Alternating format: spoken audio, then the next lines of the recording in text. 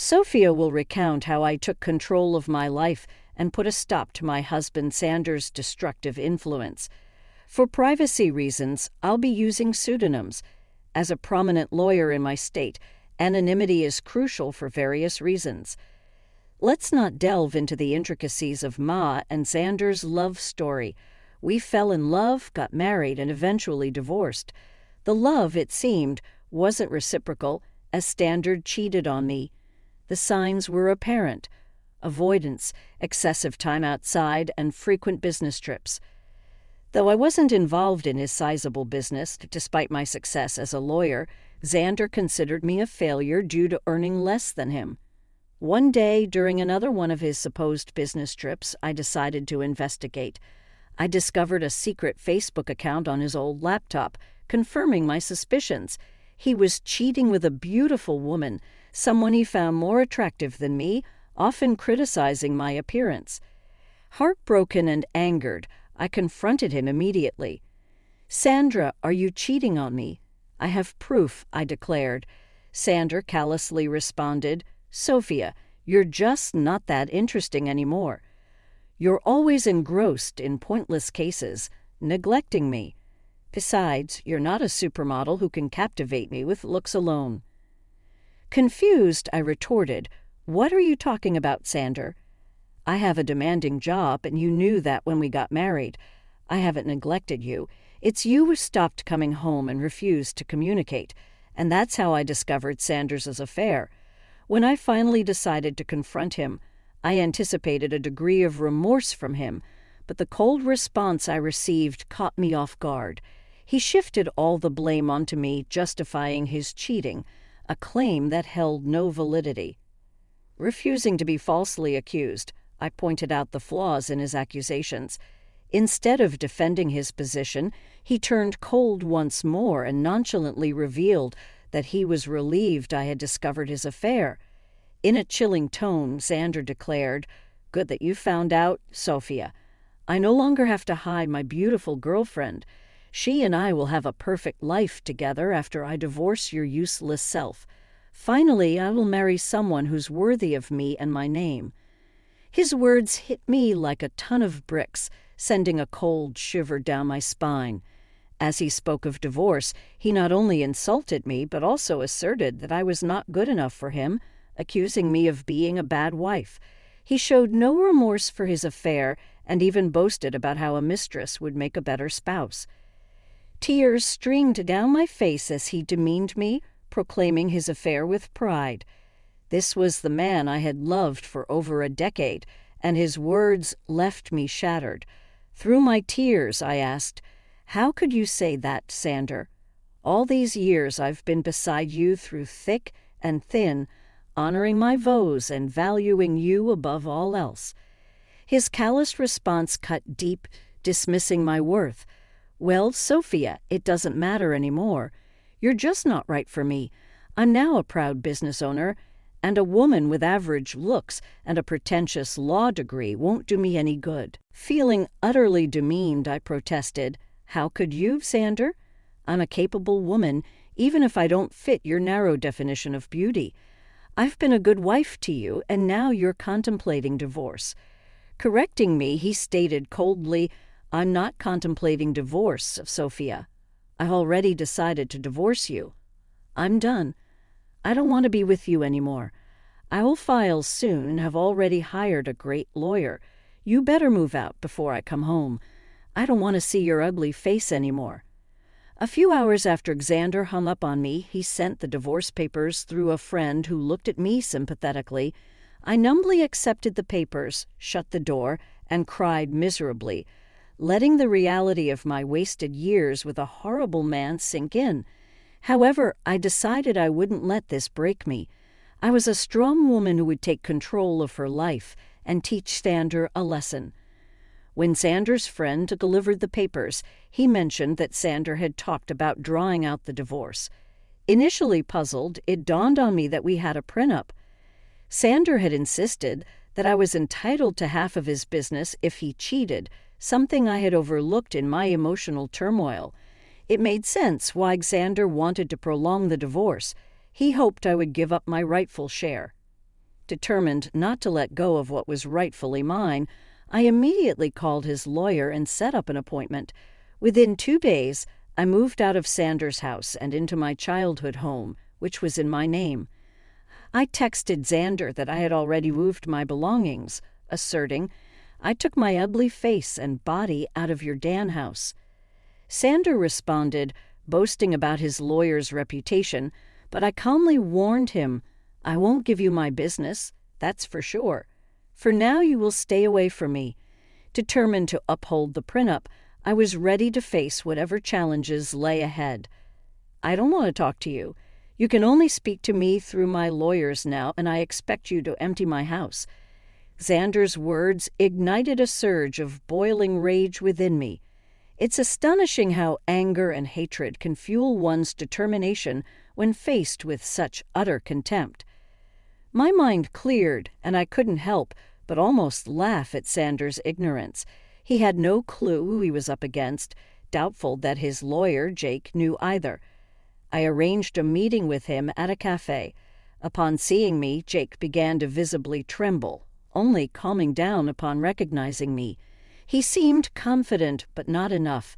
Jake was a decent lawyer, but he hadn't anticipated facing off against someone like me. Xander never considered me influential, so Jake was utterly unprepared for our encounter. Jake appeared nervous and his hands shook, but I refrained from further intimidation. He wasn't to blame for my predicament. "Hello, Jake. Nice to see you here," I greeted, noticing his surprise. "If you have any doubts, let me clear them for you. Yes, I am the wife." "Ma'am, I'm so sorry. I wasn't expecting you to show up," Jake stammered, flustered by my presence. "The surnames don't match because I got married after I received my law degree. I used my maiden name for official purposes," I explained. "Ah, I see," Jake muttered, visibly uncomfortable. "So I'm guessing you want to drag out this case. That's what my client has told me." "Your client has been misleading you, Jake. He's the one who wants to prolong this case. Isn't that what he told you?" I confronted him directly, knowing my reputation as a lawyer spoke volumes. Jake squirmed under my scrutiny, accustomed to asking the right questions. I didn't mince words. "You don't have to answer that, Jake. I've known Xander for over a decade. I married that idiot, for God's sake. I know what goes through his thick head," I said, concerned for Jake's predicament. I decided to enlighten him. "Since I know you and it's not fair on you, I'll tell you the truth about this divorce," I continued. "What do you mean, ma'am?" Jake inquired, clearly taken aback. "Did my dear husband mention to you that he cheated on me?" I asked pointedly, watching Jake's expression for confirmation. His reaction spoke volumes, confirming my suspicions once again, and Jake was caught off guard by my revelation. "I won't lie to you guys. It did sting and hurt my ego to admit to my colleague that I have been cheated on. It's not a pleasant experience. However, I knew better than to betray my emotions, no matter how humiliated I felt. I still had the upper hand, and I was well aware of that," I explained. Jay, on the other hand, didn't know. He said, "Oh no, I don't think my client has told me about that. But he did warn me that, in his words, you would make some baseless accusations because you want to ruin him." "Oh, you poor thing, Jake. Your client has played you like a fiddle. Although it might make you happy to know that Xander thinks you are one of the best lawyers out there. Well, that's a big compliment, but I will never measure up to you, ma'am," Jake confessed.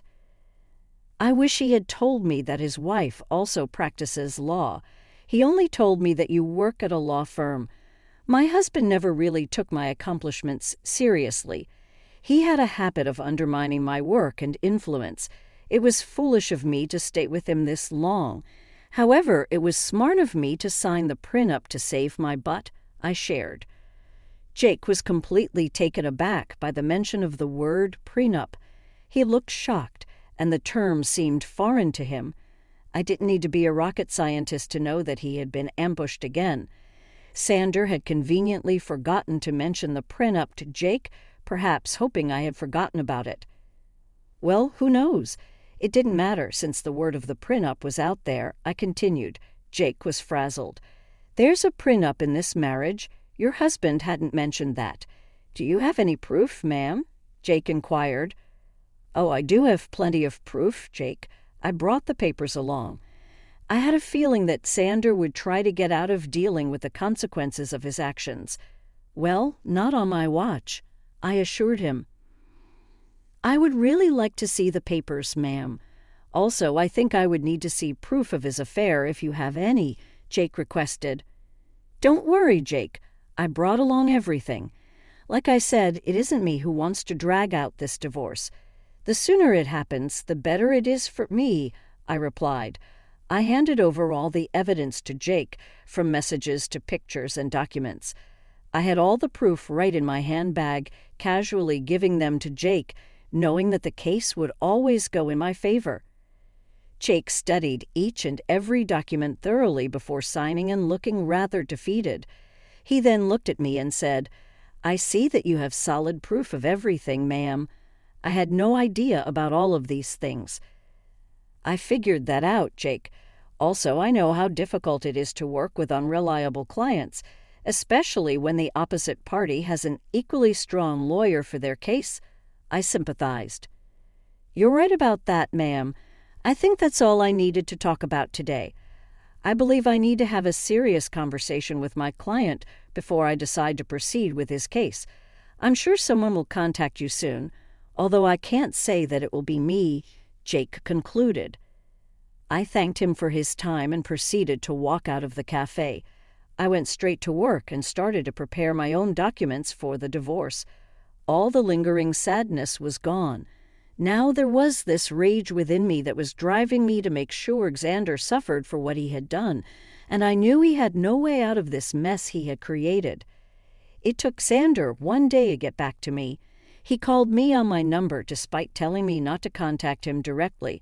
It was funny, but not surprising. I knew he would find himself in this situation. When I answered his call, he sounded very pissed off. "What the hell did you say to my lawyer, Sophia?" he demanded. My, look who's calling after telling me to stay away. Now what happened with your lawyer, Xander? Stop playing around, Sophia. Tell me what you told him that made him quit today. Your lawyer quit today. How sad, Xander. I guess you should have been upfront about your situation and who they would be fighting against. You don't know what you're saying. You are a freaking nobody. I won't let you take away my family business," Xander exclaimed. "Oh, I would like to see you try, Xander. I will hire a better lawyer and doubt you. Just wait and watch. I will destroy you in court. You will come to me begging for mercy," I retorted. "Well, sounds like a plan, Xander. Good luck with that. But a word of advice from a lawyer. Remember to tell your new lawyer about your affair and the prenup," I said. When Sandra simply hung up on me, it made me chuckle. He was in deep trouble, but still didn't know it. He would try every lawyer in town and see if anyone would represent him. I am a known name here, so people know not to mess with me.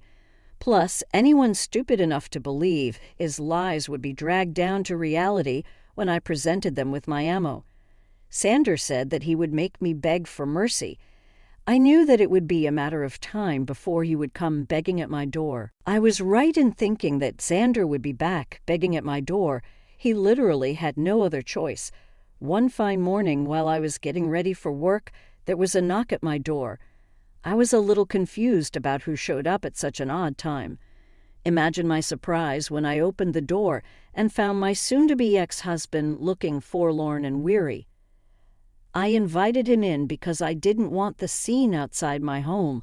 I was already dealing with enough. When he came inside, I said, "Make it quick, Xander. I don't have enough time to waste on you. I don't even know why you're here.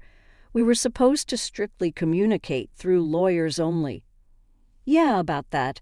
I haven't found a good divorce lawyer yet," Xander admitted. "Oh, that's sad for you, Xander.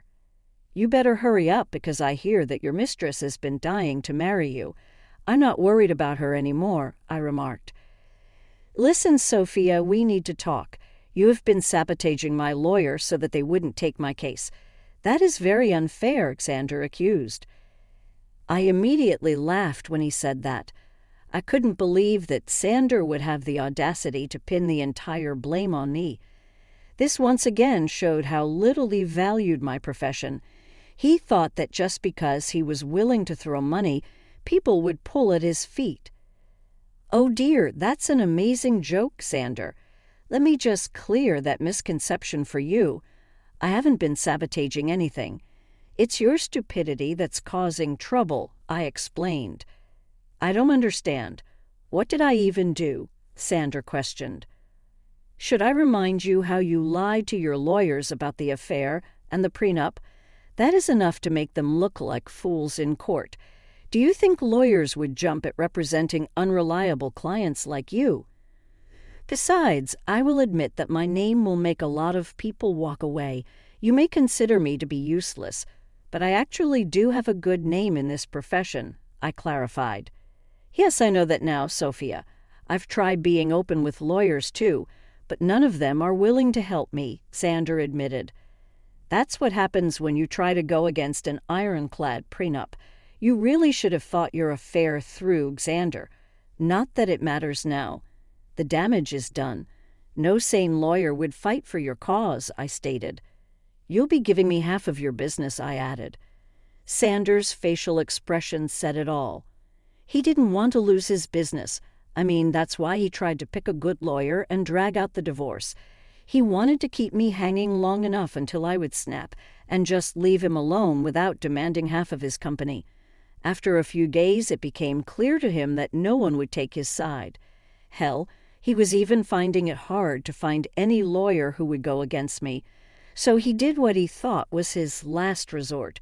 He started to cry and beg. Sophia, you know how much this business means to me. Please don't do this. You can take everything else, but please don't ask to split the business. Why not, Sander? You are the one who put in the clause of splitting the business in case you cheated. You think I will give up my rights that easily? I deserve it after the betrayal you threw in my face. It was all a mistake, Sophia, believe me. I have actually put my relationship on hold because I know what a big mistake it was. Maybe, just maybe, we can give this marriage a try.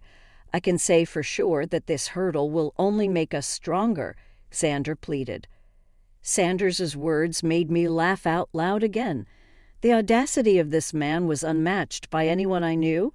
I really didn't know what to say. He was actually asking to get back together, as if I would be stupid enough to do that. I did know that he had put a pause on his relationship with his mistress. The rumors were out that the mistress was not happy, and neither was Sander. But if he thinks this will make me go back to him, he is dead wrong. You must be delusional for suggesting something like that, Sander. I didn't come this far in life by being utterly stupid. I know that you want to get back to me because you don't want to split your business. Sophia, we were happy together. Let's just look past this one time and restart our marriage. I will cut off my mistress, I swear, Sander continued. There's no reason to do that, Sander. Believe me, that woman is going to start running once she finds out that you won't be very rich after the divorce. As for me, this is my golden chance to get out of this sham of a marriage. I must thank you for showing your true colors before we had kids. Now you will reap what you have sown. With that, I was pretty much done with my piece. I immediately stopped talking while Sander kept begging and pleading with me not to take his business. It was a rather pathetic scene, but it didn't move me at all. Instead, it made me think of the times I went to bed crying because of this piece of exploitative man I called my husband. Seeing Sander in a vulnerable place only gave me satisfaction and completed my revenge. Now I simply needed a clean break to start fresh. Well, I definitely got more than what I had bargained for. Karma hit Sander hard and fast. He tried for weeks to change my mind and make me come back home. I turned a blind eye to everything simply because I wasn't interested in his drama. I was ready to move on. Since he had filed for divorce already, I hired someone from my firm to represent me. I'm not a divorce lawyer, so I couldn't do it myself. Besides, I wanted as minimal interaction with him as possible. After a month of trying to change my mind, He was forced to get a lawyer and ask for a clean break. He knew that if I took the case to court, he would only face humiliation and ultimately waste money on lawyers appointed by the court. So he receded and asked for a mutual split. The prenup made it super easy for me to get the divorce. Of course, I had plenty of proof to show everyone that Xander cheated. As per the prenup, he was supposed to give up half of his business to me. He wasn't happy, but there was no way out, so he signed over half of it to me. We did give him an offer to buy me out, but he had no money. Now, why would a big business owner like Xander have no money, you ask?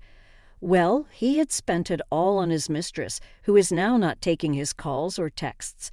I guess she figured out that he won't be rich anymore. But now no one is willing to date her because they know what a gold digger she is. What goes around comes around, I guess. Well, the mistress was the least of Xander's troubles. With half of his business gone, his earnings were severely reduced.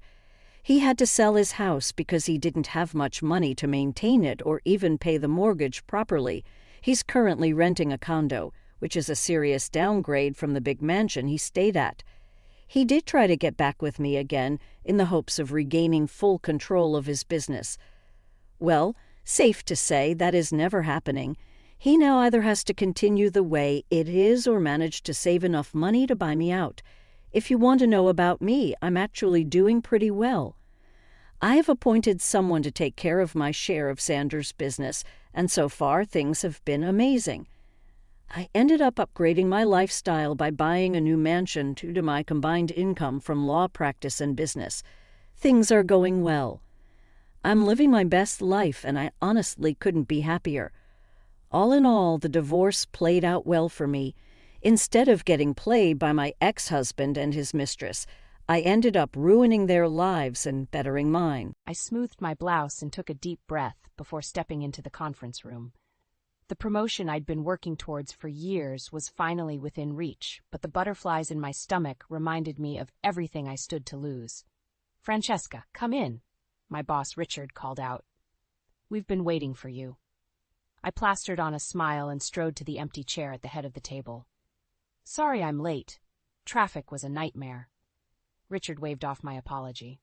"No worries. We're just excited to share the news." He beamed at me, and I felt a surge of hope. "Congratulations, Fran. You're our new regional sales director." The room erupted in applause, but I could barely hear it over the pounding of my heart. I'd done it. After years of long hours and missed family dinners, I'd finally reached the top. "Thank you," I managed, my voice thick with emotion. "I'm honored and thrilled to take on this new role." As my colleagues offered their congratulations, my phone buzzed in my pocket. I ignored it, focusing on shaking hands and accepting praise. It wasn't until an hour later, when I finally escaped to my office, that I checked the missed calls. 5 from Neil, 3 from the kids' school. My stomach dropped as I dialed Neil's number. He picked up on the first ring. "Where have you been?" he demanded, his voice tight with anger. "I've been trying to reach you for hours." "I was in a meeting," I said, guilt washing over me. "What's wrong? Are the kids okay?" Neil sighed heavily. "Tommy's sick. The school called, but they couldn't reach you, so I had to leave work early to pick him up." I closed my eyes, fighting back tears. "I'm so sorry, Neil. I should have checked my phone." "Yeah, you should have," he snapped. "This isn't the first time, Fran. I can't keep dropping everything because you're too busy with work." His words stung, but I knew he was right. "I'll make it up to you," I promised. "I'm leaving now. I'll be home in 20 minutes. "Don't bother," Neil said coldly. "I've got it under control. Just come home when you're done with whatever's more important than your family." The line went dead, leaving me staring at my phone in shock. Neil had never spoken to me like that before. We'd had our disagreements, sure, but this felt different, dangerous. I grabbed my purse and rushed out of the office, my promotion celebration forgotten. As I navigated through rush-hour traffic, my mind raced. How had things gotten so bad without me noticing? When was the last time Neil and I had a real conversation that didn't revolve around schedules or the kids? By the time I pulled into our driveway, my hands were shaking. I took a moment to compose myself before heading inside. The house was quiet when I entered, save for the low murmur of the TV in the living room. I found Neil sprawled on the couch, a beer in hand. "Where are the kids?" I asked, setting down my purse. "Asleep," Neil replied, not looking at me. "Tommy's fever broke an hour ago." I perched on the edge of the armchair, studying my husband's profile. "Neil, I'm sorry. I should have been there." He turned to face me then, his eyes hard. "You're always sorry, Fran, but nothing ever changes." "That's not fair," I protested. "I work hard to provide for this family." Neil laughed bitterly. "And what good is that if you're never here? The kids barely know you anymore." His words hit me like a physical blow. "That's not true," I whispered, but even as I said it, I wondered if he was right. Neil stood up abruptly. "I'm going to bed. We can talk about this in the morning." As he walked away, leaving me alone in the darkened living room, I realized that my perfect day had turned into a nightmare, and something told me this was just the beginning. The next morning, I woke to an empty bed and the sound of Neil rummaging in the kitchen. I steeled myself for the conversation ahead and made my way downstairs. "Morning," I said, trying to keep my voice light. Neil grunted in response, not looking up from his coffee. "Neil, we need to talk about last night." He sighed, finally meeting my eyes. "What's there to talk about, Fran? You made your choice?" "My choice?" I felt my temper rising. "I didn't choose between my job and my family. I'm trying to do both." Neil slammed his mug down, coffee sloshing onto the counter. "Well, you're failing at one of them. Do you even know what's going on in your kids' lives anymore?" His words stung, but I refused to back down. "Of course I do. Just because I'm not here every minute doesn't mean I'm not involved." "Oh, really?" Neil's voice dripped with sarcasm. "What's Tommy's favorite subject in school right now? When was Lily's last dance recital?" I opened my mouth to respond, then closed it again. The truth was, I didn't know. Neil nodded, a bitter smile on his face. "That's what I thought." "That's not fair," I protested. "I'm working hard to give them a better life." "They don't need a better life, Fran. They need their mother." We glared at each other across the kitchen island, years of resentment bubbling to the surface. "I can't do this anymore," Neil said finally, his voice quieter but no less angry. "I'm tired of being a single parent in a two-parent household." My heart clenched. "What are you saying?" Before he could answer, my phone rang. I glanced at the screen. It was Richard. "Don't you dare answer that," Neil warned. I hesitated, torn between my responsibilities at work and the crisis unfolding in my kitchen. "If you take that call, Fran, we're done." "I mean it." With shaking hands, I declined the call. "There. Are you happy now?" Neil laughed humorlessly. "No, Fran, I'm not happy. I haven't been happy for a long time." The front door opened, and our children's voices filled the house. Neil and I quickly composed ourselves as Tommy and Lily burst into the kitchen. "Mom, you're home!" Lily exclaimed, throwing her arms around me. I hugged her tightly, fighting back tears. "I am, sweetie. I missed you." As I helped the kids with breakfast, I couldn't shake the feeling that something fundamental had shifted in my marriage. Neil barely spoke, his eyes distant as he mechanically went through the motions of the morning routine. Later that day, I was in my home office when I overheard Neil on the phone in the hallway. "I don't know, Sarah. Things are really tense right now," he was saying, his voice low. "No, I haven't told her about, it's not the right time." My blood ran cold. Who was Sarah, and what hadn't Neil told me? I waited until he hung up before confronting him. "Who's Sarah?" Neil's face paled. She's just a coworker. We've been working on a project together." "And what haven't you told me?" I pressed, my heart pounding. Neil ran a hand through his hair, looking everywhere but at me. "It's nothing, Fran, just work stuff." But I could see the guilt in his eyes, the way he fidgeted with his wedding ring. In that moment, I knew our marriage was in far more trouble than I'd realized. "Neil," I said, my voice barely above a whisper, "are you having an affair?" The silence that followed was deafening. Neil opened his mouth, closed it, then opened it again. But before he could answer, my phone rang once more. This time, it was the kids' school. As I answered the call, my eyes locked with Neil's. The look on his face told me everything I needed to know, and I felt my world crumbling around me. The hotel room felt cold and impersonal as I stared at my laptop, trying to focus on the presentation I'd be giving tomorrow. But my mind kept drifting back home, to Neil and the kids. It had been 3 days since I'd left for this business trip, and the tension from our last argument still lingered in the air. My phone buzzed, and I felt a mixture of relief and anxiety when I saw it was Tommy calling. "Hey, sweetie," I answered, forcing cheerfulness into my voice. "How are you?" "Hi, Mom," Tommy said, his voice small and uncertain. "When are you coming home?" My heart clenched. "In 2 days, honey. Is everything okay?" There was a pause, and I could hear Lily's voice in the background. "Yeah, I guess," Tommy finally replied. "It's just, Dad's been acting weird."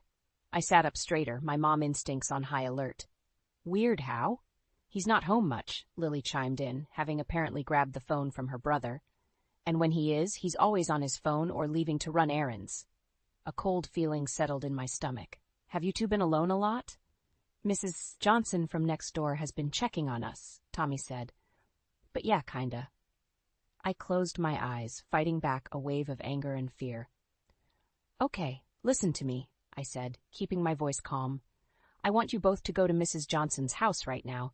Tell her I called and asked her to keep you there until I can reach your father. Can you do that for me?" After getting their agreement and making sure they were safely with our neighbor, I dialed Neil's number. It went straight to voicemail. "Neil," I said, my voice shaking with barely contained fury, "call me back immediately. We need to talk about why our children are home alone while you're out God knows where." I paced the hotel room, my mind racing. Was Neil with Sarah? Had he abandoned our family for her? The thought made me sick. An hour passed with no word from Neil. I called Mrs. Johnson, who confirmed the kids were safe with her. Then I did something I never thought I'd do. I called Neil's office. "Hello, this is Francesca, Neil's wife," I said when his assistant answered. "I'm trying to reach him about an urgent family matter. Is he there?" "I'm sorry, Mrs. Carter, but Neil called in sick today," the assistant replied, sounding confused. "He said he had a bad case of the flu." The lie hit me like a physical blow. "I see," I managed to say. "Thank you." I hung up and sank onto the bed, my whole body trembling. Neil wasn't sick. He wasn't working late. He was... What? Running around with Sarah while our children sat at home alone? My phone buzzed again. A text from Neil. "Sorry, was in a meeting. Kids are fine. Don't worry." The casual dismissal of my concerns pushed me over the edge. I dialed his number again, and this time he picked up. "Neil, where the hell are you?" I demanded without preamble. "Fran, calm down," he said, his voice maddeningly calm. "I told you, everything's fine." "Everything is not fine," I shouted. "Our children are alone. You lied to your work about being sick, and you're off doing God knows what with God knows who." There was a long pause. When Neil spoke again, his voice was cold. "You're one to talk about abandoning our family, Fran. How many nights have you been away this month?" "That's different, and you know it," I hissed. "I'm working, Neil. What's your excuse?" Another pause. Then, "Maybe I needed a break too, Fran. Maybe I'm tired of being the one who's always there while you get to escape." His words hit me like a slap. Is that what this is? Punishment? Or is it just an excuse to be with Sarah? I heard Neil's sharp intake of breath. "How do you know about Sarah?" "So it's true," I whispered, feeling like the floor had dropped out from under me. "You're having an affair." "Fran, it's not. It's complicated," Neil stammered. But I'd heard enough. "I'm coming home," I said, my voice eerily calm. "And when I get there, Neil, you'd better be prepared to explain yourself to me and our children. Because this ends now." I hung up and immediately started packing my bags. As I booked the first flight home, I felt a strange mix of rage, heartbreak, and determination. Whatever happened next, one thing was clear. Nothing would ever be the same again. The conference room erupted in applause as I concluded my presentation. Smiles and nods of approval surrounded me, but the victory felt hollow. My mind was back home, with Tommy and Lily, wondering if Neil had kept his word about being there for them. "Exceptional work, Francesca," my boss, Richard, beamed. "You've exceeded all expectations in your new role." I forced a smile. "Thank you, Richard. I'm glad it's been well received." As my colleagues filed out, Richard held me back. "Fran, I know this promotion has been challenging, but you're thriving. We're considering you for an even more senior position." My heart raced, but not from excitement. That's wonderful, Richard. Can I have some time to think about it?" He looked surprised but nodded. "Of course. Take the weekend. We'll discuss it on Monday." Back in my hotel room, I stared at my phone, my finger hovering over Neil's number. We hadn't spoken since our heated exchange 3 days ago. Taking a deep breath, I dialed. Fran, Neil's voice was guarded. Is everything okay? I don't know, I admitted. How are the kids? They're fine. We had pizza night yesterday. Lily got an A on her science project. The casual normalcy of his words stung. I'd missed so much. Neil, we need to talk. About us, about Sarah, about everything. Silence stretched between us. Finally, Neil sighed. I know, but not over the phone. When are you coming home? Tomorrow, I said. I'm cutting the trip short. Fran, you can't keep doing that. Your job. My job isn't more important than our family, I interrupted, surprising myself with the vehemence in my voice. Another pause. Okay, Neil said softly. We'll talk tomorrow. After hanging up, I sat on the bed, overwhelmed by the weight of everything. My career was soaring, but at what cost? I thought of all the moments I'd missed, Lily's dance recitals, Tommy's baseball games, family dinners that had become increasingly rare. A knock at the door startled me. It was Jenna, a colleague I'd grown close to over the past few months. Hey, superstar, she grinned. We're all heading out for drinks to celebrate. You coming? I hesitated, torn between professional obligations and personal needs. I can't, Jenna. I need to pack. I'm heading home early. Jenna's smile faded. Fran, is everything okay? You've seemed distracted all week. Before I could stop myself, everything came pouring out. The fights with Neil, my suspicions about Sarah, the guilt over neglecting my children. Jenna listened, her face a mix of sympathy and concern. Oh, Fran, she said when I finished. I had no idea, but listen, you can't blame yourself for everything. You're an amazing mom and a brilliant professional. It's not your fault if Neil can't handle your success. Her words, meant to comfort, hit me like a punch to the gut. Was that really how I came across? So focused on my career that I'd neglected everything else? Thanks, Jenna, I managed. But I think I've lost sight of what's truly important. After Jenna left, I sat at the desk and pulled out a notepad. On one side, I wrote career. On the other, family. As I began listing pros and cons, tears blurred my vision. My phone buzzed, a text from Tommy. Miss you, Mom. Can't wait till you're home. In that moment, clarity washed over me. I knew what I had to do. I picked up my phone and dialed Richard's number. Richard, it's Francesca. I've made a decision about that senior position. As I spoke, I felt a weight lifting off my shoulders. For the first time in months, I was certain I was making the right choice. Whatever happened with Neil, whatever challenges lay ahead, I knew where my priorities needed to be. Tomorrow, I'd go home and face the music. But tonight, I'd sleep easier knowing I was finally putting my family first. The taxi pulled up to our house, and I felt a mix of relief and apprehension. I'd spent the entire flight rehearsing what I'd say to Neil, how we'd work through this rough patch. But as I approached the front door, an eerie silence enveloped me. Neil? Tommy? Lily? I called out, my voice echoing through the empty rooms. No response. Panic rising, I rushed from room to room, finding nothing but unmade beds and half-empty closets. In the kitchen, a yellow sticky note on the fridge caught my eye. Neil's hasty scrawl read, Kids are at Mrs. Johnson's. We need to talk. I'll call you. My hands shook as I dialed Mrs. Johnson's number. Francesca, dear, she answered. The children are fine. Neil dropped them off yesterday, said there was a family emergency. Yesterday, I choked out. How long were you supposed to keep them? A pause. Well, Neil wasn't specific. Is everything all right? I mumbled some excuse and hung up, my mind reeling. Neil had left our children with a neighbor indefinitely? What kind of family emergency could possibly justify this? As if on cue, my phone buzzed with a text from Neil. I'm sorry, I couldn't do it anymore. I'm with Sarah. We'll figure out arrangements for the kids later. The world tilted on its axis. I stumbled to the couch, reading and rereading the message, unable to process the casual cruelty of his words. A knock at the door jolted me back to reality. It was Tommy and Lily, faces bright with excitement at seeing me home early. Mom, Lily cried, throwing herself into my arms. We missed you so much. Tommy, ever the observant one, furrowed his brow. Where's Dad?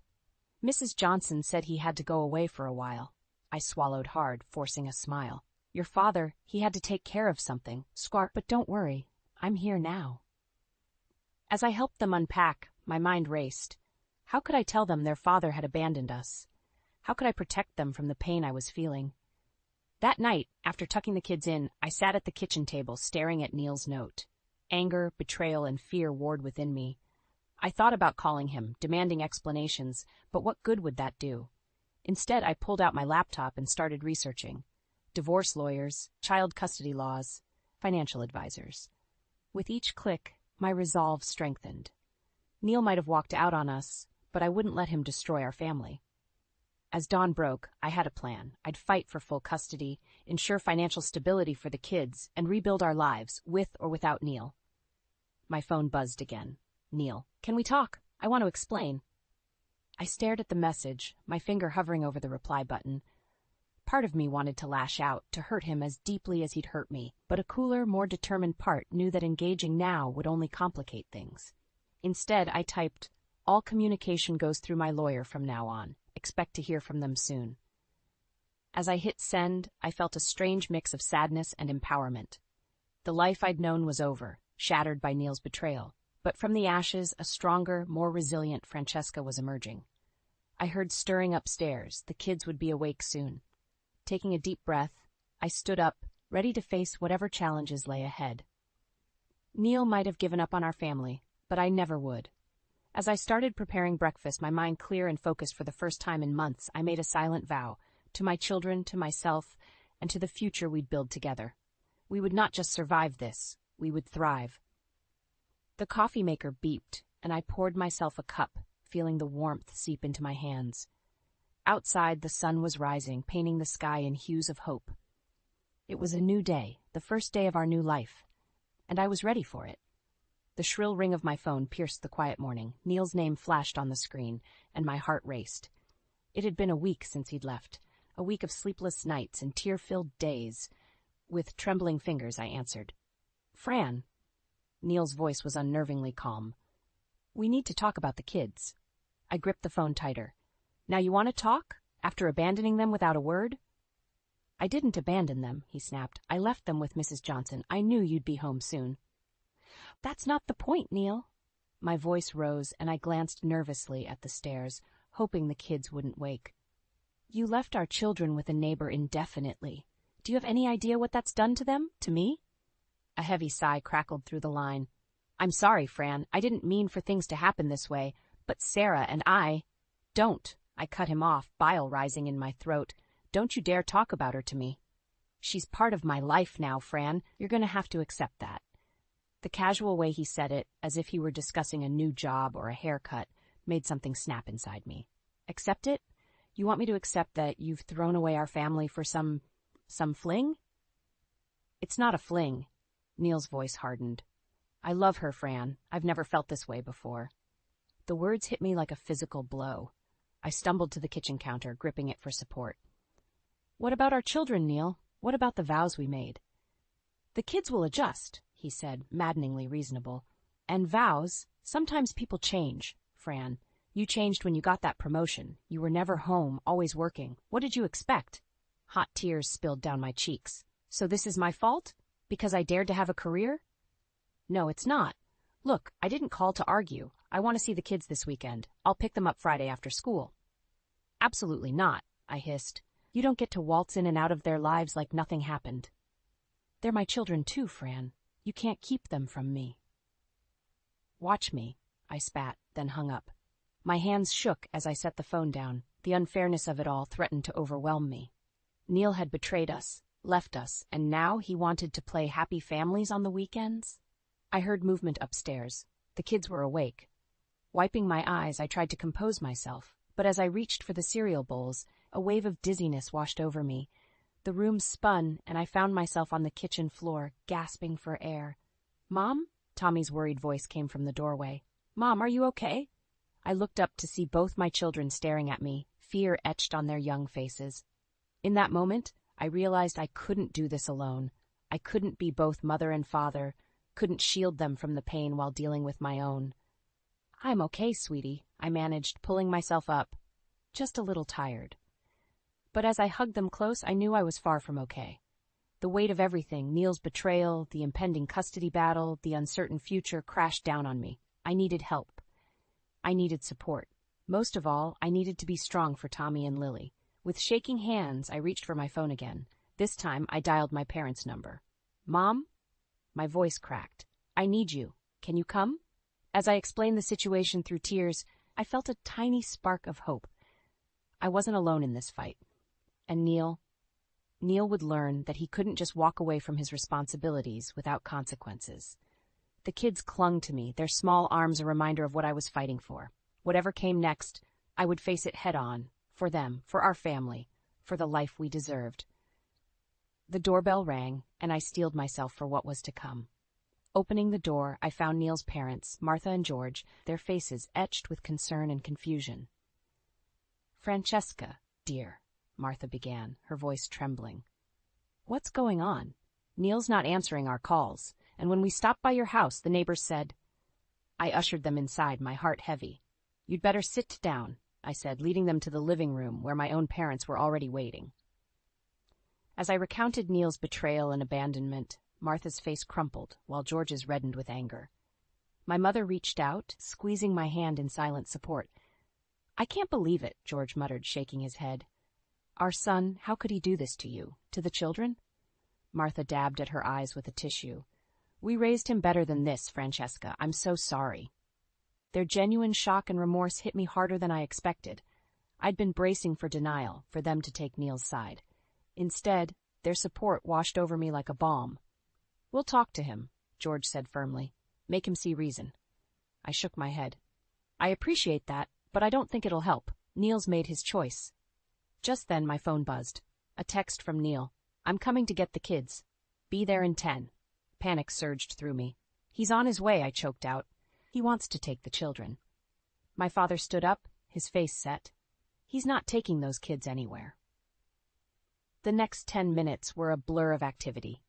My parents ushered Tommy and Lily upstairs, while Neil's parents positioned themselves near the front door, ready to intercept their son.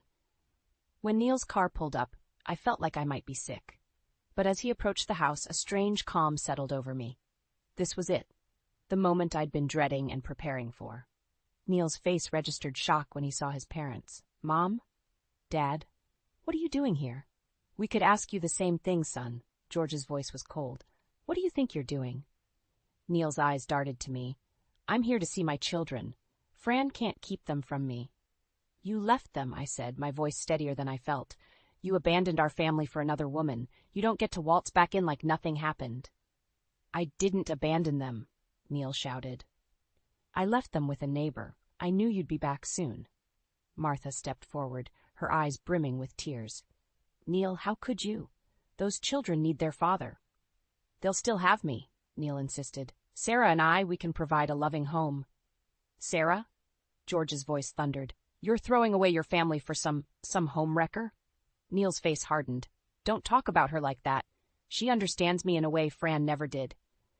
The words hit me like a physical blow, but I refused to let him see how much they hurt. "Understanding doesn't excuse betrayal, Neil. You made vows. You have responsibilities." "Vows?" Neil laughed bitterly. "What about your vows, Fran? You were never here, always working, always putting your career first."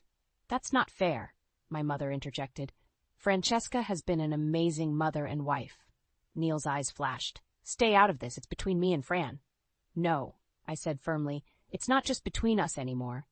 You involved our children the moment you walked out that door." I could see Neil's resolve wavering as he looked from face to face, realizing he was outnumbered. But then his expression hardened again. "Fine," he spat. "Have it your way. But this isn't over, Fran. I'll see you in court." As Neil stormed back to his car, I felt my knees buckle. My parents rushed to support me, while Martha and George looked on, their faces a mix of shame and sorrow. "I'm so sorry," Martha whispered. "We'll do whatever we can to help." George nodded firmly.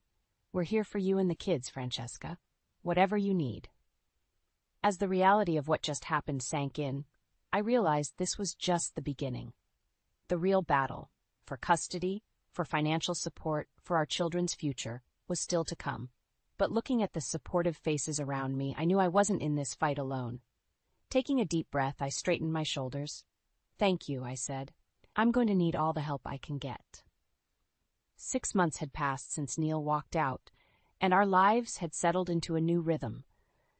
My parents had moved into a nearby apartment, becoming a constant source of support and love for the kids.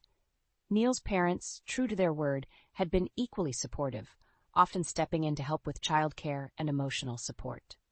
As I sat in the courtroom, waiting for our final custody hearing to begin, I felt a strange mix of anxiety and determination.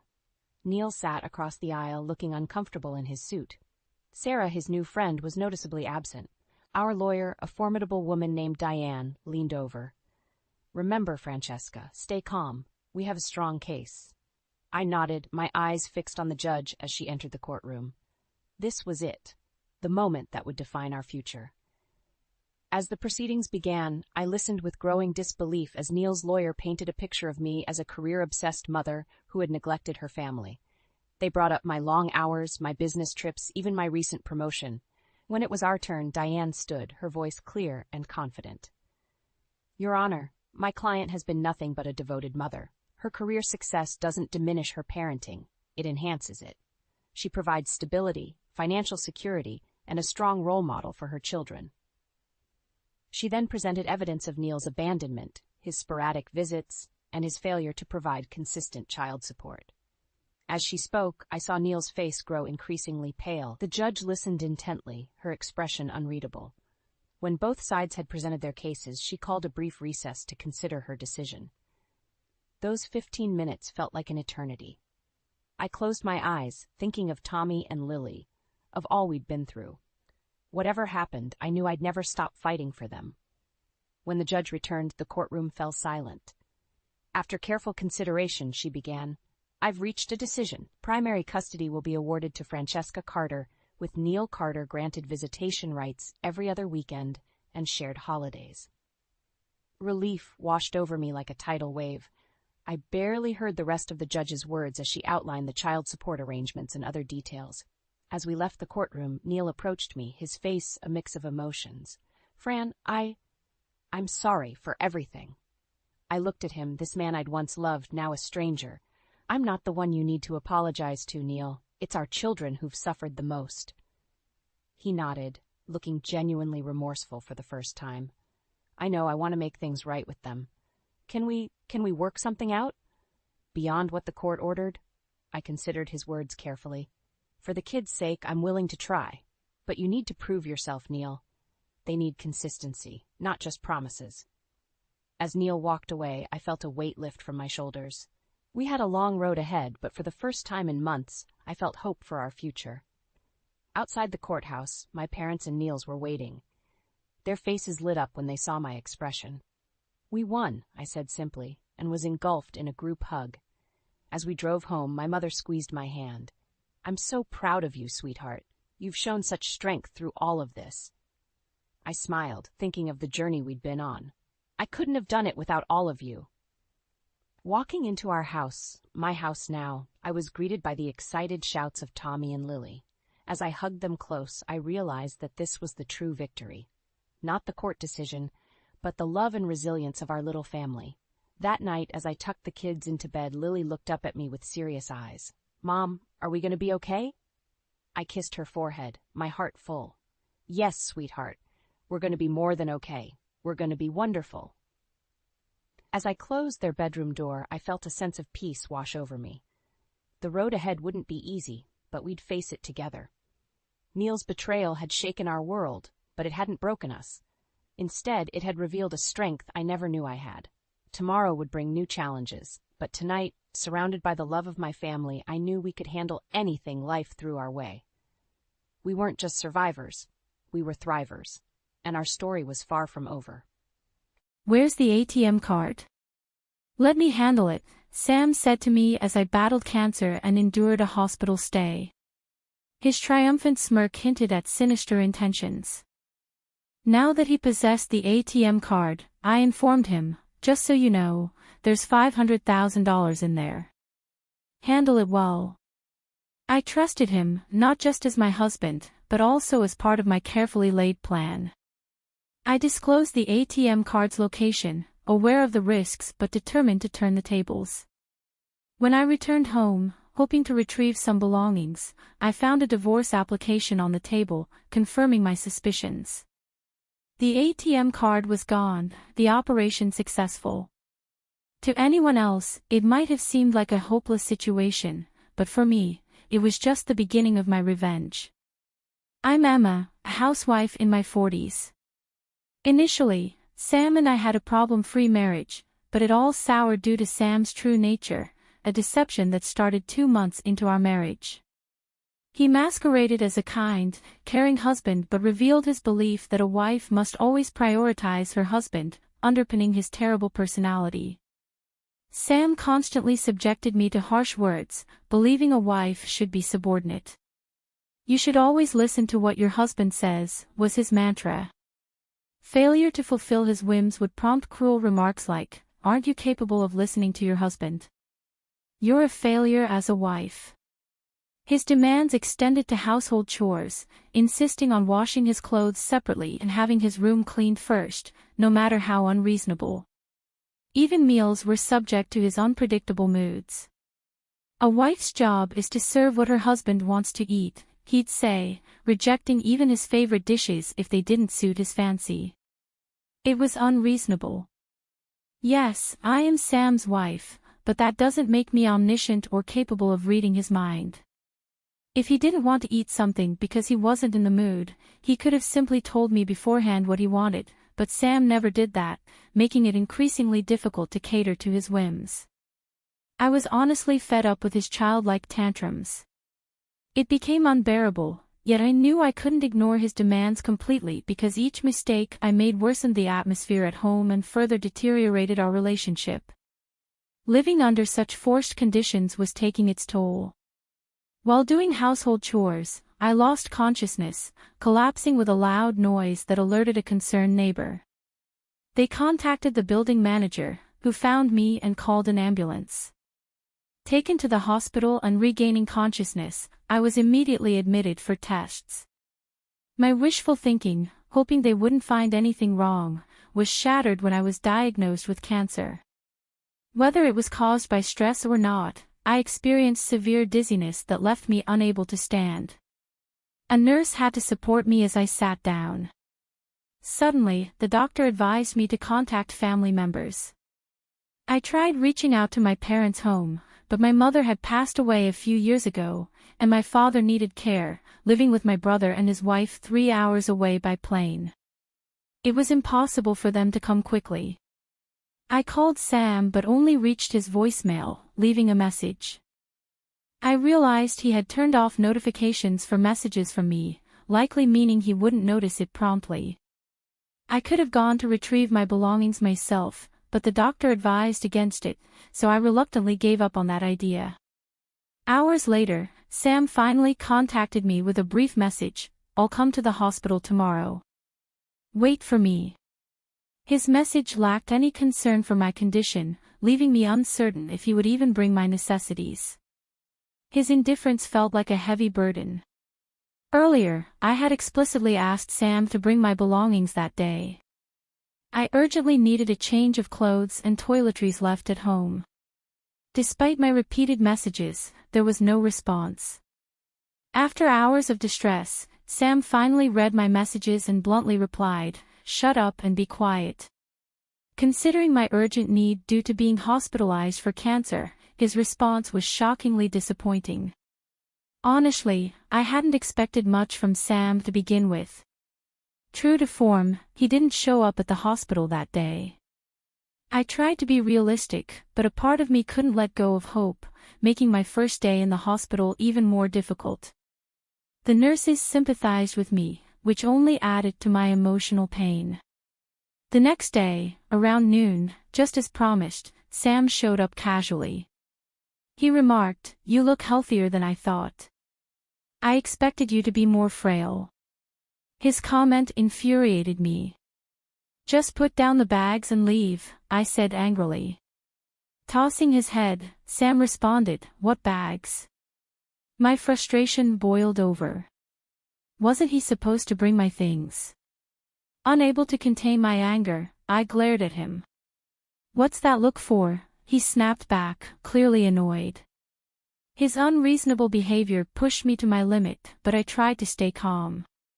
"Then why are you here? If you didn't bring my things, there's no point," I said. "I had another errand," Sam replied in a confused tone to my angry question. "Another errand? What is it?" I pressed impatiently, exhausted from anxiety and sleep deprivation. Sam hesitated, as if debating whether to say something. "If you have something to say it now," I urged him. Finally, with a laugh, Sam revealed his true intention. "Where's the ATM card? Let me manage it. Trust me." His request suddenly made sense. He had come to take control of the ATM card, aiming to seize our savings for his own use. His self-centeredness, even in this situation, left me sighing deeply.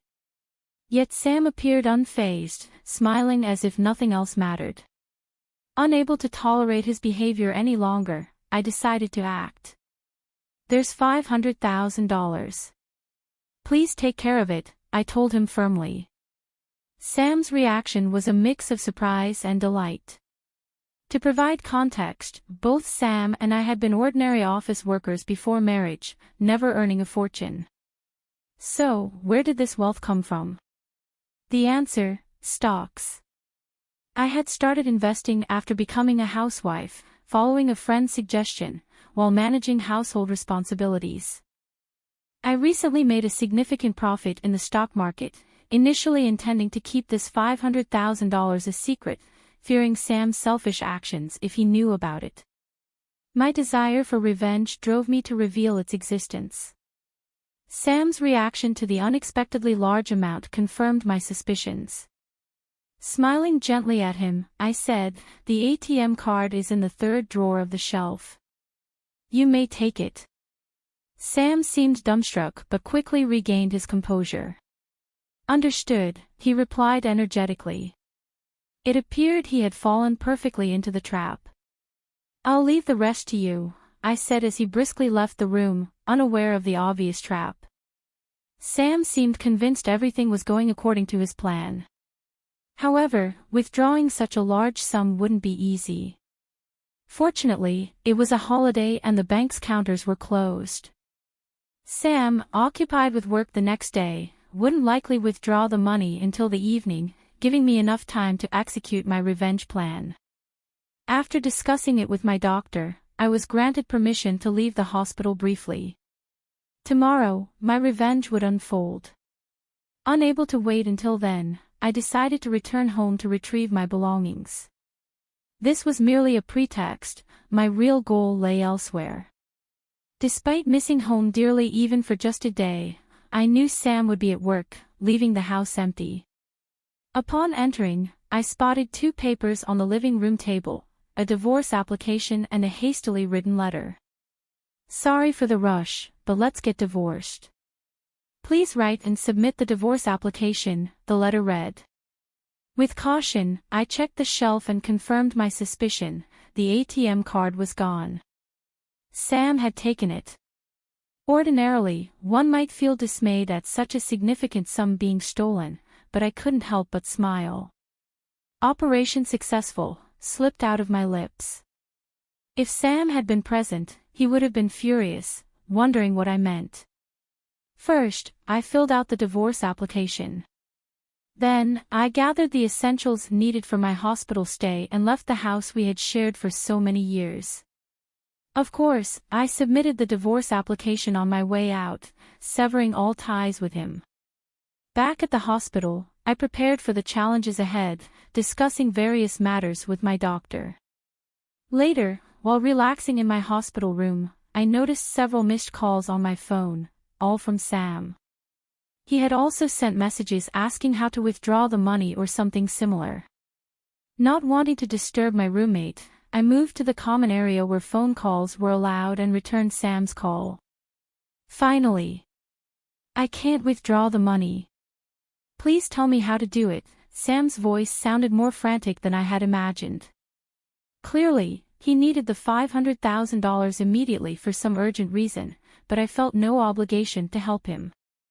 "If you can't withdraw it, just give up," I replied coldly, my distress evident in my tone. "Don't be so harsh. We were husband and wife, after all. Maybe we should help each other out," Sam pleaded. "What nonsense about being husband and wife, about helping each other?" I retorted sharply. Sam's actions betrayed nothing noble. He was driven purely by greed. There was no way I would entertain Sam's appeal to sentiment. "Are you having trouble withdrawing the money?" I asked, trying to maintain some semblance of detachment. "Yes, I urgently need the $500,000. Please help me." Sam's voice trembled with desperation. It was the weakest I had ever heard him. The thought of Sam being so cornered almost made me laugh, but I decided to confront him with the harsh reality. "The method is correct, but the ATM card you have now won't work anymore," I stated bluntly. Sam's voice rose in disbelief. "What do you mean?" "Normally, an ATM card should work." "It's true, an ATM card should work, but the one you have is now useless," I informed him firmly. "Why?" "Because I filed the theft report earlier today.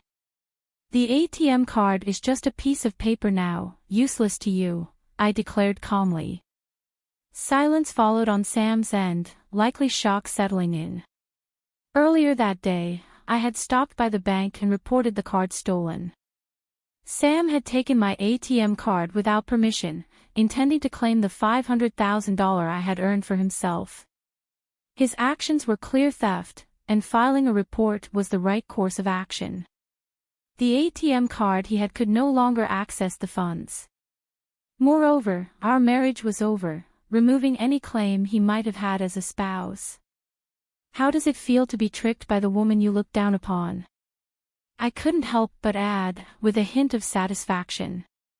"I don't know what you wanted the $500,000 for, but I'm not foolish enough to hand over such an amount under these circumstances," I continued firmly, exhausted by his pleas. "I need the $500,000 right now. Please, I'll do anything. Just give me the money, Donna, please," he begged desperately. His urgency was palpable, but I couldn't fathom why he suddenly needed such a large sum. "Why do you suddenly need $500,000? What have you done?" I asked, the ominous silence hanging heavy as I awaited his response. Sam began to explain. 2 days ago, upon learning about the $500,000, I impulsively quit my job, expecting a windfall. I spent a large portion on gambling, accumulating a debt of $300,000. Now, lenders are demanding repayment within a week, or my future is uncertain. I believed I could resolve everything with the ATM card linked to the $500,000, he continued. I was living lavishly, assuming the funds were mine. However, when I attempted to withdraw the money that evening, I discovered the card was useless. Now, without the $500,000, my future is uncertain, Sam admitted, his desperation evident. He had abandoned the divorce papers and shamelessly contacted me for help. "I don't know what will happen if this continues," Sam's voice trembled with panic, and it seemed there was no falsehood in his story. His reckless actions elicited a deep sigh from me. Sam had done the unthinkable. Seduced by the allure of a large sum of money, he had recklessly spent $300,000 in just a few days. The old me, who had once tolerated his terrible behavior and modestly lived with Sam, might have extended a helping hand, but now I was a different person. There was no love left for Sam, and no matter how much he begged, I felt no pity, only a faint amusement that he thought I would care. Still, Sam hadn't given up. "Please help me. You're the only one I have left," he pleaded desperately. His appeals grated on my nerves. "I want to rid myself of this nuisance and focus on my treatment." This was a situation of Sam's own making. If he had shown concern for me as a husband and brought my things on the day I asked, I might have considered sharing some of the $500,000 with him. But he had chosen otherwise. "I'm sorry, but I have no intention of giving you the $500,000 or helping you. It's your own responsibility," I replied firmly, my tone unyielding and harsh. "After all this time of not behaving like a husband, it's cowardly to ask for help now just because we're technically still married. Don't be so cruel." We were married, after all. Our long relationship doesn't just disappear with a divorce paper. Sam tried to appeal to our past. What relationship? I retorted sharply. You've only leaned on me, making excuses to manipulate the situation in your favor. I refuse to waste another minute on you. I will not give you the $500,000, no matter what you say. Sam's desperation escalated. Please, Emma, I'm begging you. You're the only one I can turn to. If you abandon me, I don't know what will happen to me. Sam's tone implied blame directed at me for his predicament, but it was Sam's reckless spending that had brought him to this point. If only he hadn't splurged so carelessly, he wouldn't be facing such a dire future. If you hadn't cut me off, thinking you had access to money, none of this would have happened. Stop making excuses. You're facing the consequences of your own actions. Handle it yourself, I told him firmly before ending the call. Ignoring several subsequent calls from Sam, I blocked his contact to ensure no further communication. With the divorce papers filed and submitted, Sam and I were officially strangers. Embracing my newfound freedom, I focused on battling cancer, which, after a long struggle, I finally overcame. Upon discharge from the hospital, I learned from a friend that Sam's whereabouts had become unknown. Desperate after losing contact with me, he had tried to borrow money from his in-laws and friends. However, his urgent requests for $300,000 raised suspicions, and no one lent him a penny. Sam's fate remained a mystery to me, but it was clear he was enduring more suffering than he could have imagined. A sense of deep satisfaction washed over me. Post-cancer, I moved out of the house I had shared with Sam, found a new home, and began working from home, relishing my independence. Thankfully, my finances were secure. Occasionally asked by friends if I would find new love, memories of my tumultuous life with Sam discouraged any thoughts of remarriage. I preferred the freedom of living alone. In the lush heart of an upscale neighborhood stood the property that could change my life. The price tag alone, $1.5 million, screamed luxury, but as I walked through its opulent hallways beside my husband Nathan, a sense of unease gnawed at me. Meredith, look at this place. Nathan's eyes sparkled with an almost childlike glee. Imagine us here, hosting parties, living the dream. I tried to mirror his enthusiasm, but a voice inside me whispered caution. It's stunning, Nathan, but the price. Can we really manage this, even with Dad's help? Nathan laughed, his voice echoing in the grand foyer. Your dad won't mind. He's got more than enough. This is our chance, Meredith. Our future. His words felt like a mask slipping, revealing a glimmer of greed I hadn't seen before. We continued the tour in silence until we reached the garden. The real estate agent, a sharply dressed man named Mr. Collins, excused himself to take a call. Go on out, Nathan. I'll catch up, I said, needing a moment alone. Nathan nodded and stepped outside. That's when Mr. Collins returned, his face unusually somber. Mrs. Thompson, I need a word, in private, his tone urgent. Puzzled, I followed him into a small study. He closed the door with a definitive click and turned to face me. Mrs. Thompson, what I'm about to say must stay between us. Your husband, Nathan, he's involved in something illegal. My heart skipped a beat. What? That's impossible. Nathan's a good man. Mr. Collins sighed, his eyes holding a gravity I hadn't noticed before.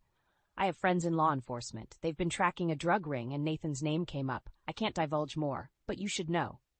I felt my world tilt. Nathan involved in drugs? It couldn't be. Yet. Hadn't I sensed something off? You need to leave him, Mrs. Thompson, for your safety, Mr. Collins added. A bitter laugh escaped me. You expect me to end my marriage based on this? Mr. Collins's gaze was steady. I understand this is hard to accept. Just be careful. Consider what I've said. I left the room in a daze, the lavish walls of the house now feeling like a gilded cage.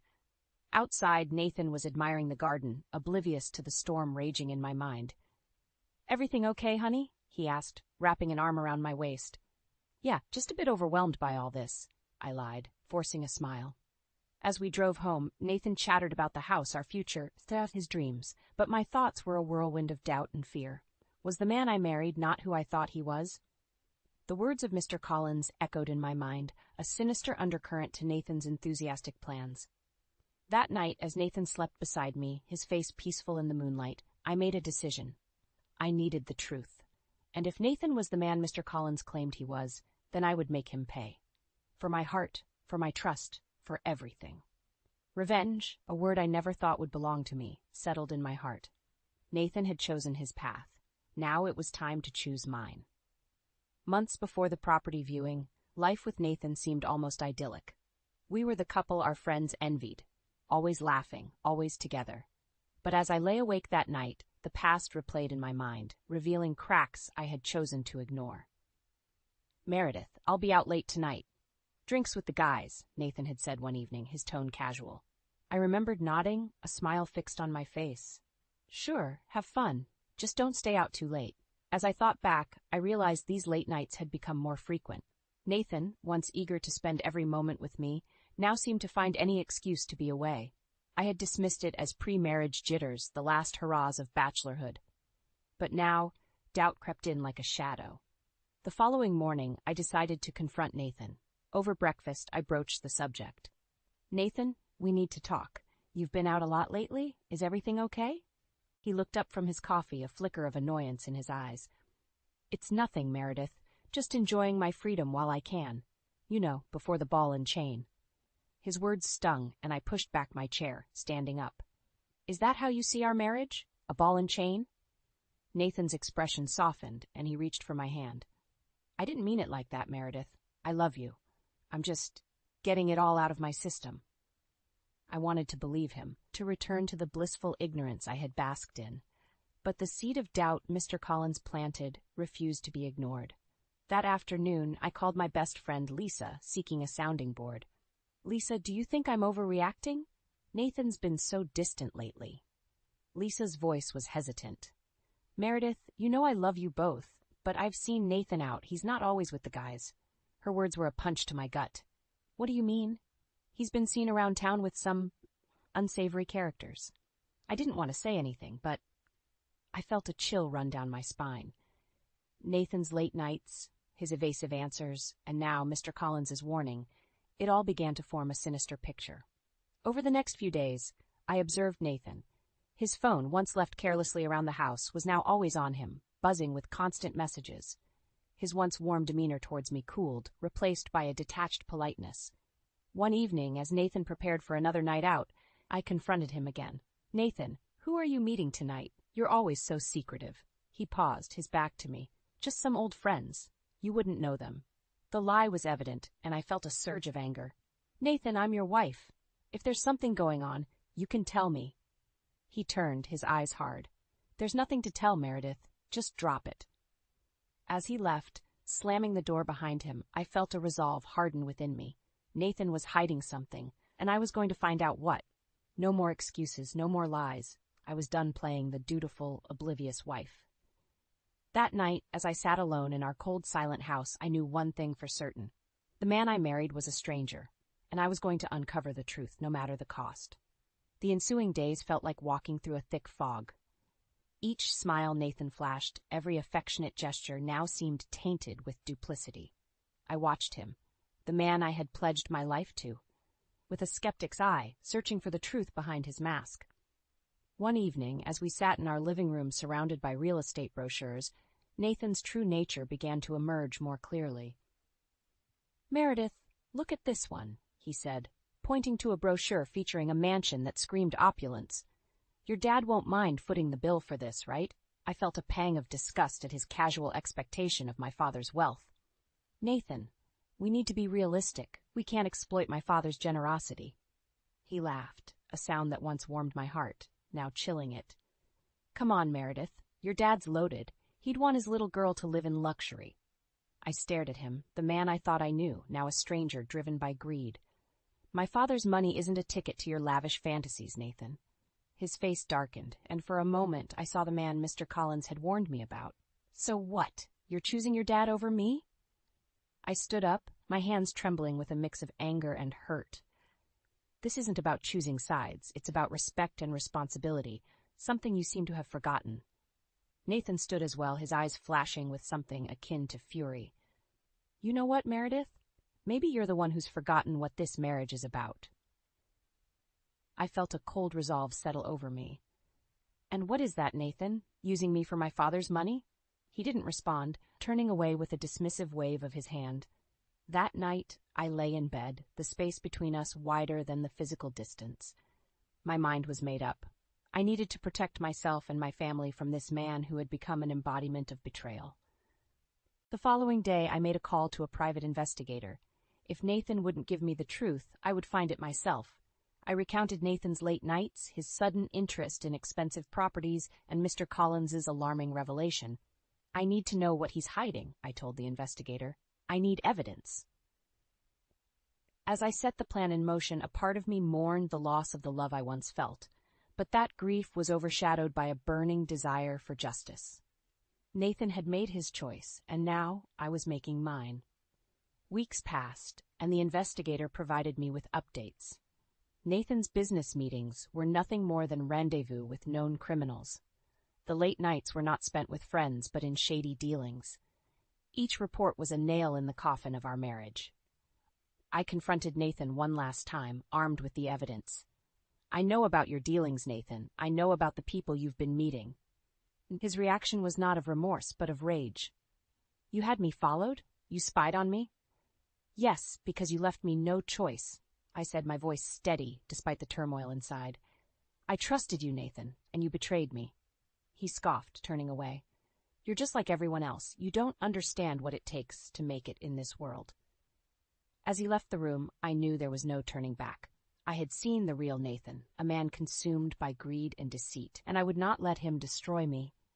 I would fight back with every resource at my disposal.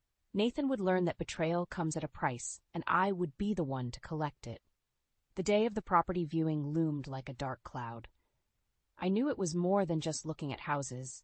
It was a confrontation with the truth about Nathan. As we drove in silence, my mind raced with the reports from the private investigator and the images of Nathan's secret life. The man next to me was a stranger, his charming facade now a grotesque mask. Upon arriving, the property's grandeur was overshadowed by the weight of my impending revelation. Nathan seemed oblivious, lost in visions of a life built on lies and deceit. The real estate agent, Mr. Collins, greeted us with a professionalism that felt cold. His eyes met mine, a silent acknowledgement of the storm brewing beneath the surface. As we toured the lavish rooms, Nathan's excitement was palpable. Imagine the parties we could have here, Meredith. This is the life we deserve. His words echoed hollowly in my ears. Deserve? Based on what, Nathan? Your lies? Your illegal activities? He stopped, a flicker of panic crossing his face. What are you talking about? I know everything, Nathan. The late nights, the criminals, the drugs. You've been living a double life. His facade cracked, revealing a glimpse of the man he truly was. You've been snooping around, spying on me? Yes, because I needed to know the truth, I said, my voice unwavering. Nathan's expression hardened. You think you're better than me, Meredith? You think you're above it all with your perfect life and your rich daddy? The accusation stung, but I stood my ground. This isn't about me, Nathan. This is about you and the choices you've made. He scoffed, turning away. You don't understand anything. As he stormed off, Mr. Collins approached me, his expression grave. I'm sorry you had to find out this way, Mrs. Thompson, but you needed to know the truth. I nodded, my resolve strengthened. Thank you, Mr. Collins. I needed to see it for myself. Leaving the property, I knew what I had to do. Nathan's betrayal couldn't go unpunished. The man I loved was gone, replaced by a criminal who used me as a stepping stone for his ambitions. That evening, I sat alone in our now tainted home, planning my next move. Nathan's world would come crashing down, and I would be the one to pull the lever.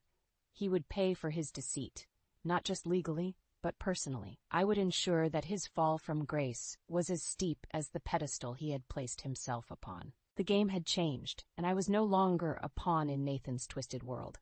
I was now the player, and it was my turn to make a move. The next few days were a blur of cold determination. My plan for retribution against Nathan took shape, each step meticulously crafted. I reached out to Mr. Collins, seeking more information and solidifying my resolve. We met in a discreet cafe, the buzz of the city a stark contrast to our somber conversation. Mrs. Thompson, Mr. Collins began, his voice low. I've gathered more evidence. It's worse than we thought. He slid a folder across the table. Inside were photos and documents, undeniable proof of Nathan's entanglement in criminal activities. My hands trembled as I leafed through the evidence. How could he be so reckless? It's greed, Mrs. Thompson. It blinds people, Mr. Collins replied. I looked up, my eyes burning with a mix of fury and sorrow. I want to bring him down. He can't get away with this. Collins nodded. I understand. You have my full support. The following day, I confronted Nathan. He returned home, his usual arrogance on display. I was waiting, the folder of evidence in hand. Nathan, we need to talk, I said, my voice steady. He smirked, unaware of the storm about to break. What now, Meredith? More accusations? I threw the folder on the table. No, not accusations. Proof. His smirk vanished as he flipped through the documents. Where did you get this? That's not important. What matters is that your lies are over, I said. Nathan's face contorted with rage. You think you can corner me like this? You're nothing without me, Meredith. His words were like venom, but I stood unshaken. I was everything before you, and I'll be everything after you're gone. Your time is up, Nathan. He lunged at me, but I was ready. Stepping aside, I let his momentum carry him forward, crashing into the furniture. Stay away from me, I warned, my heart pounding. Nathan picked himself up, his eyes wild. You'll pay for this, Meredith. You think you've won?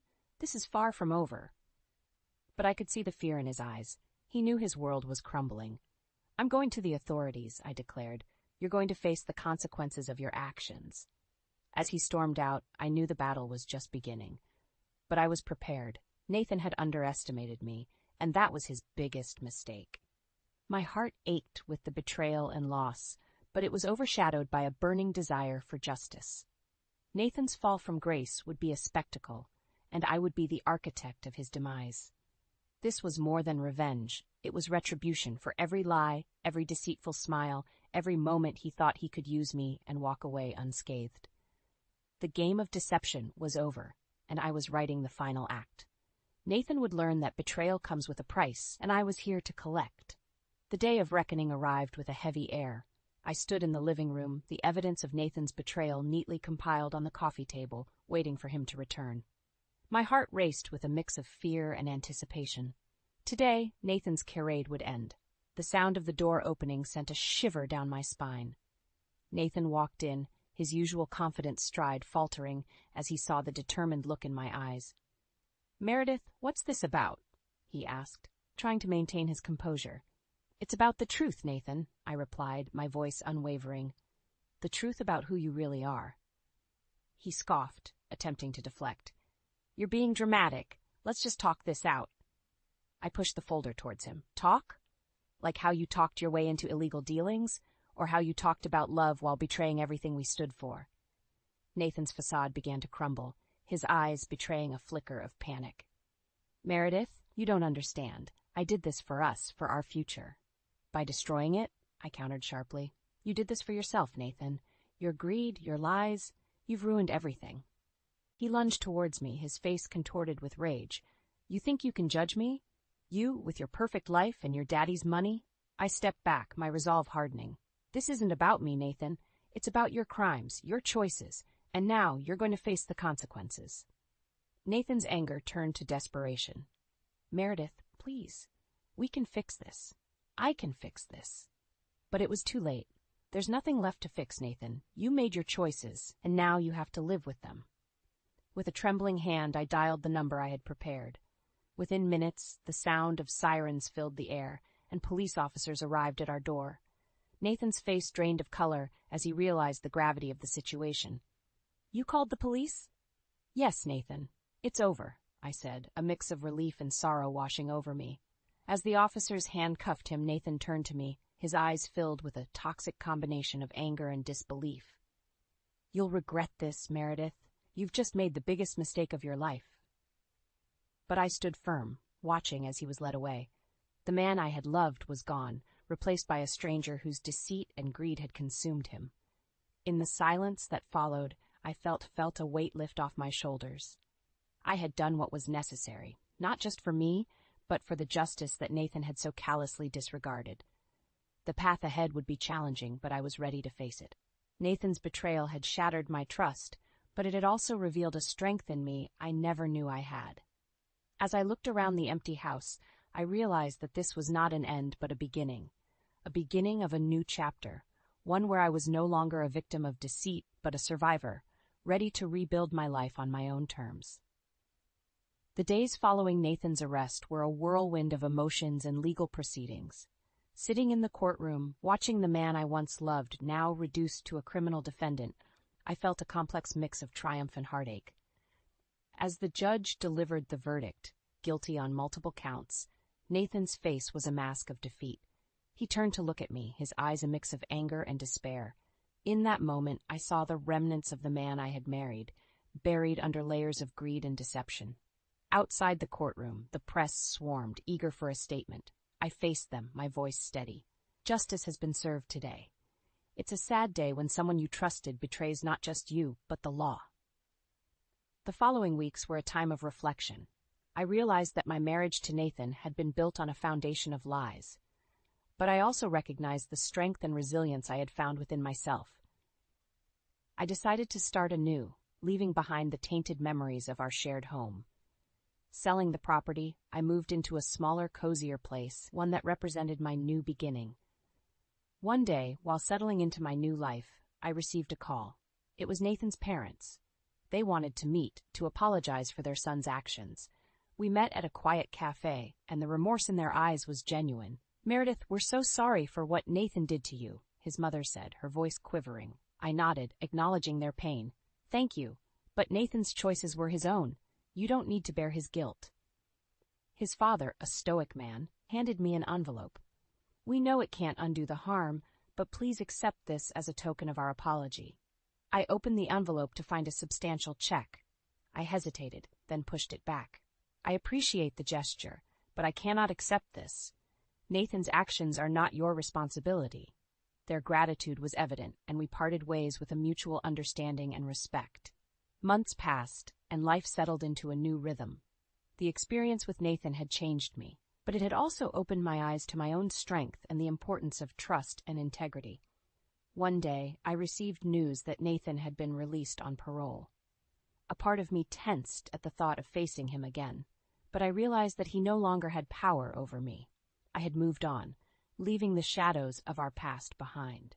I learned that Nathan had started working, trying to rebuild his life. Whether he had truly changed, I didn't know, but it was no longer my concern. My journey had taught me that some people come into our lives as lessons, and Nathan had been my harshest one. As I walked through the park, the sun setting in a brilliant array of colors, I felt a sense of peace. The chapter of my life with Nathan was closed, but my story was far from over. In the end, I had not just survived, I had thrived. And as I looked towards the future, I knew that whatever challenges lay ahead, I was ready to face them with a heart that was stronger, wiser, and more open than ever before.